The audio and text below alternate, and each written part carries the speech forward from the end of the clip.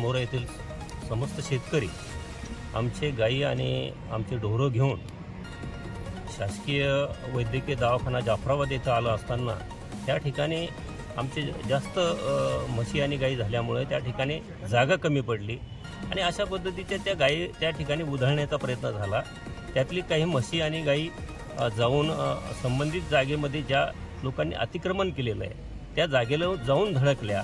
त्यामध्ये बोलाबली आणि वेगवेगळे प्रकार झाले, परंतु या संबंधित शेतकऱ्यांना आणि त्यांच्या असणाऱ्या जनावरांना न्याय मिळवण्यासाठी आम्ही या ठिकाणी नगरपंचायत कार्यालय जाफराबाद येथे आम्हाला न्याय मिळण्यासाठी आणि हे बेकायदेशीर अतिक्रमण या ठिकाणी हटवण्यासाठी आम्ही या ठिकाणी बसलेलो आहोत। आम्हाला जोपर्यंत न्याय मिळत नाही तोपर्यंत आम्ही इथून हटणार नाही।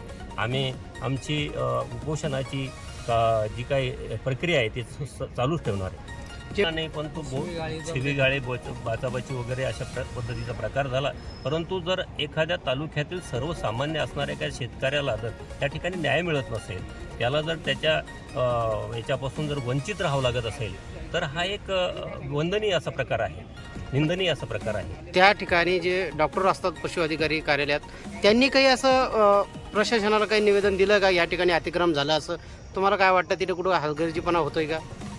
ते त्यांच्यामध्ये सुद्धा थोडा हलगर्जीपणा होतोय आणि त्या संबंधित जागेसाठी त्यांनी हे आपल्या शासकीय नियमानुसार त्या गोष्टी संबंधितांना अप्रोच केल्या पाहिजे, त्यांना सांगितलं पाहिजे की बुवा आमच्याला तालुक्यामध्ये जे येणारे लोक आहेत त्या गाई ढोरं त्या ठिकाणी घेऊन येतात त्यांच्यासाठी जागा मुबलक व्हावी यासाठी त्यांनी संबंधित जिल्ह्याचे जिल्हा परिषदेचे शिव असतील यांच्याकडं मागणी केली पाहिजे आणि संबंधितांना सुविधा उपलब्ध करून दिल्या पाहिजे।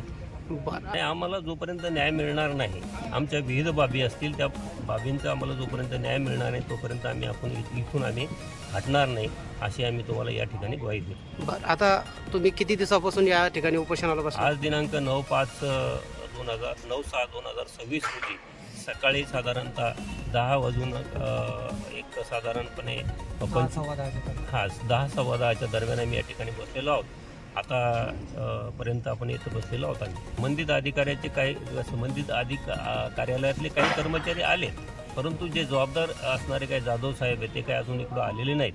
परंतु त्यांनी या लोकांची दक्षता घेतली पाहिजे की एक सर्वसामान्य माणूस जेव्हा उपोषणाला बसतो तेव्हा त्याला काय वेदना होतात, त्या वेदना संबंधितांना कळाल्या पाहिजे आणि संबंधित त्याची त्याची नोंद घेतली पाहिजे। परिस्थिती अशी झालेली आहे की जो शेतकरी आहे तर त्याचा हा जीव घेण्या प्रकार सध्या चालू झालेला अत्यंत भयानक परिस्थिती आहे।